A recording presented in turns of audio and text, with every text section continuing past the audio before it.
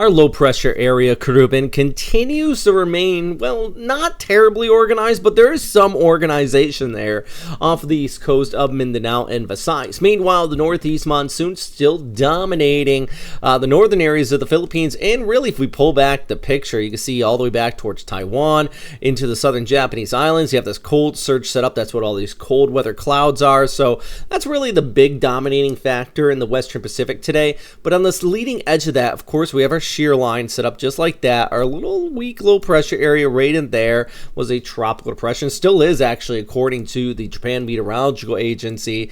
But extending off of that into the West Philippine Sea all the way out to Malaysia, we still have increasing in showers there as well. So there's plenty to talk about in the Western Pacific today. Of course, the number one thing on the title is, of course, our tropical low, which, as I mentioned, is kind of spinning there on the southern periphery of our cold surge, just like that. You have the easterlies, and where that confluence comes together is where we're kind of seeing that broad rotation. And really, the heaviest of the rainfall is going to be where it's wrapping around on the northern periphery of that. Still for today, still expecting heavy rain, and there are heavy rainfall warnings in place for parts of Visayas over towards the Bicol area.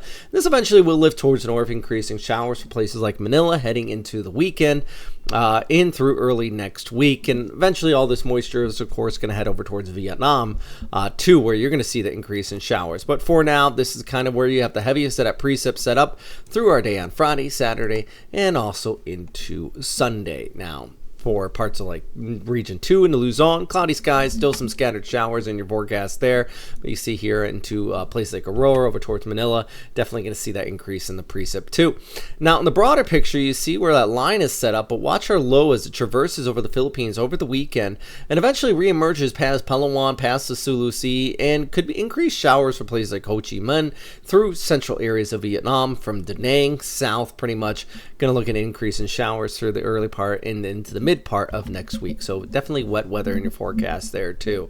For now, though, on our Friday, yeah, it makes no surprise here that we have scattered showers for southeastern Luzon, including places like Tacloban, Siargao, over towards Cebu here on our Friday, all of course associated with a tropical low. Now with our shear line set up and our tropical low further towards the south, it actually is ushering in relatively drier air for central and northern Luzon for the time being.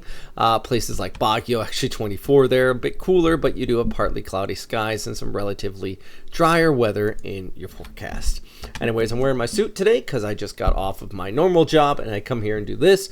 And one reason I'm able to do that and I make that extra effort is for our friends on Patreon who support this channel. So if you want to help out with these updates, please do stop by, check it out. But plenty to talk about out here today in the Western Pacific. The Climate Prediction Center is even saying in the long range forecast that there is the possibility or likelihood of something developed maybe by the end of December heading into the start of January. In fact, I'll pull it up here really quick from the Climate Prediction Center, the CPC, and actually here we go right there. Yeah, above average chances, probability here through the start of January, and you can see here the January 1st, January 7th, they actually do have that probability as well of remaining above average for the start of January. So even long-range spaghettios, the ensembles all indicating something out there. My point is I still expect an increase in rainfall. Now, I don't see anything that screams typhoon, but more of these kind of relatively lower in intensity, low pressure areas is definitely an increase in likelihood. Let's take a look at the GFS, for example, the long range here, kind of showing you what we're talking about with that low kind of spin up there. And then this actually has been picking up on another area, low pressure there. There's 29th into the 30th.